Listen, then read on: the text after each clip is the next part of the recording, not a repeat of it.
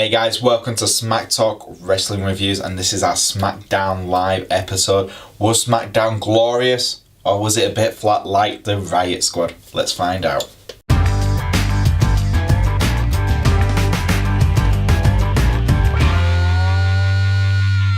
We started off the episode with the first of two second round matches for the US title tournament, which was Jinder Mahal taking Xavier Woods on. And I'm not gonna lie guys, this was quite a good way to start off the show because we had Xavier Woods cut an awesome promo with the New Day. Not gonna lie, these guys are still entertaining. And then we had Jinder Mahal come out with the Singh brothers, and the match itself was well paced. Again, you felt like Jinder felt like a legitimate threat. He has definitely elevated from that jobber kind of state to a full-on scary heel, and it did work. Jinder just absolutely felt like he was going to destroy Xavier Woods for the majority of the match. It's true, you had that threat of the Singh brothers, but you also had those equalizers of Kofi Kingston and Big E to watch over them. And Xavier Woods performed absolutely brilliant. Like I said, Jinder felt like he was going to destroy Xavier for the majority of this match, but you also had those times when Xavier turned up to his gear. Xavier might not be stronger than Jinder, but his pace was definitely there for sure, and it was entertaining to see this little guy using his pace to knock down Jinder Mahal. But unfortunately, as we all know, the Singh brothers try and get involved. Kofi Kingston and Big E try and stop him. They chase him away, but unfortunately it's too late because Jinder Mahal gets the pin. But it was an interesting way, especially for the first of the two second round tournament matches, to actually have someone like Jinder Mahal, who for me, like I said, has elevated himself to a very strong heel persona. So yeah, brilliant match, plenty of time, and very, very, very good. And again, you didn't know who was going to win until near the end, which was awesome as well.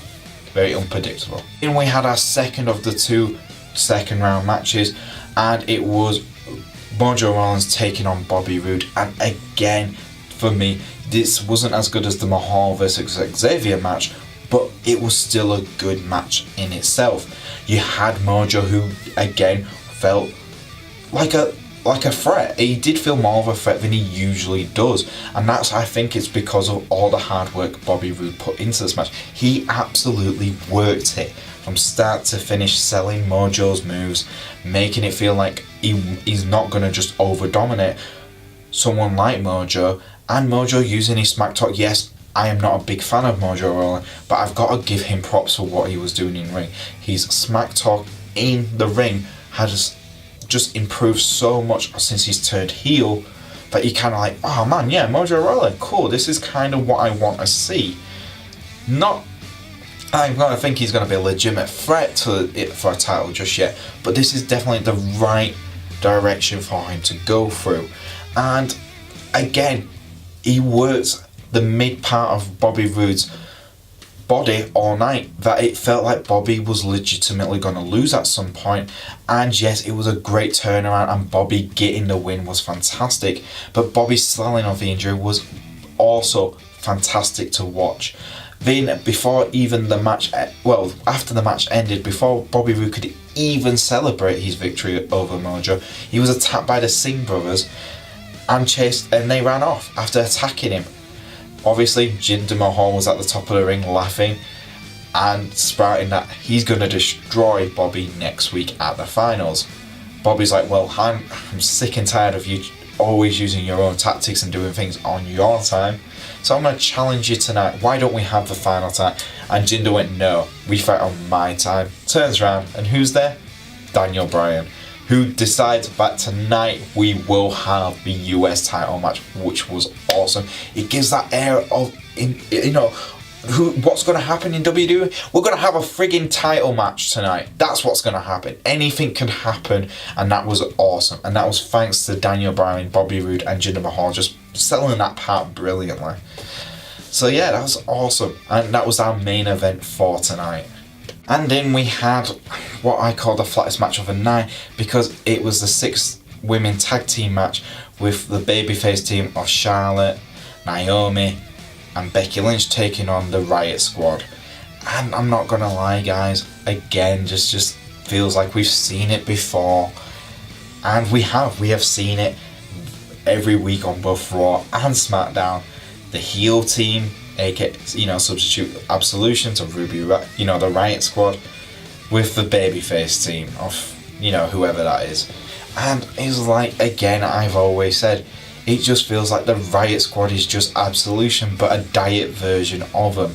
It just doesn't work on SmackDown right now, because obviously we all go, well, they're just like Absolution, they just happened the night after Absolution, and it just isn't working, it's not ticking.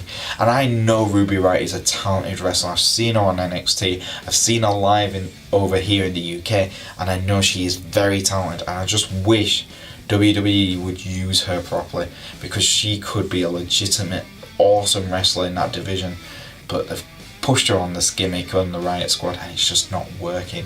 The match itself was a very typical match. The heels got the win because they cheated, and I'm not gonna lie, guys, it was the weakest link on the babyface team, Naomi.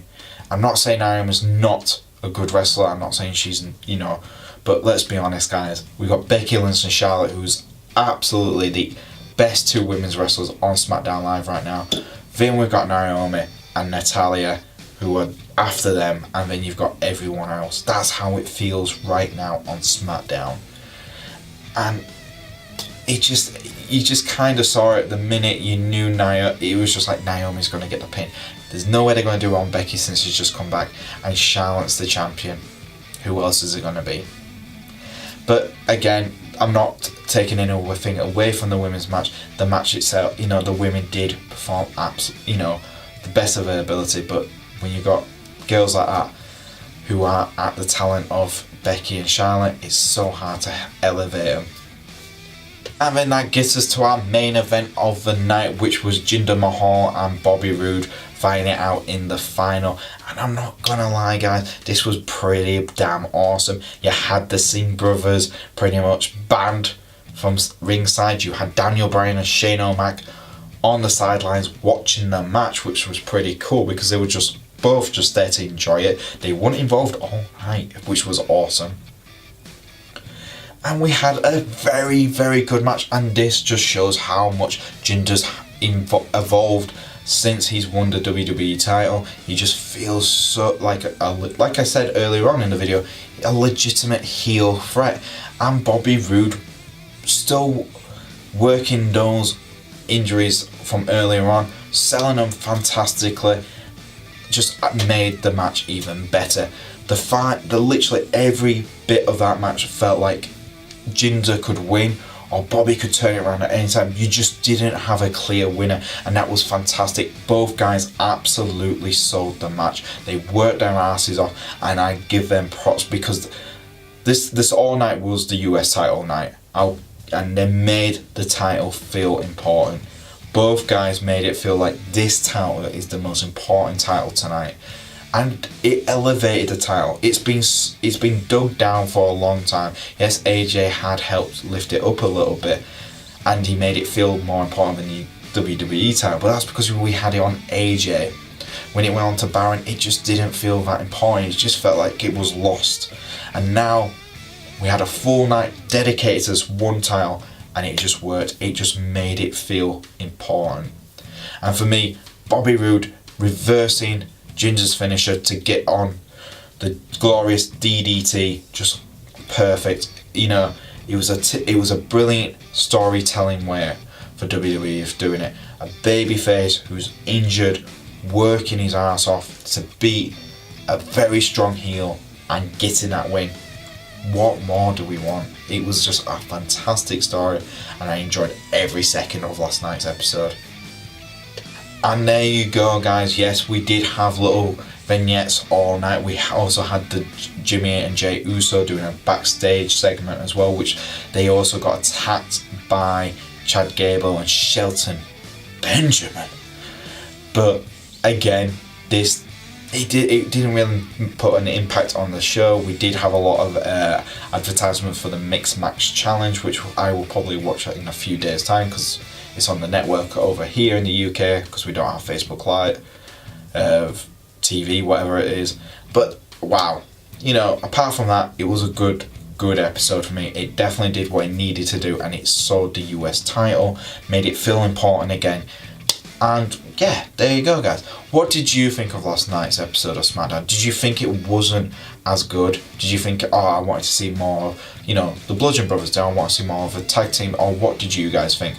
Leave it in the comments below. If you do like our videos, you know what to do, guys. Please like, subscribe, and you can follow me on Twitter at Boise88, and you will see me next time on Smack Talk Wrestling Reviews.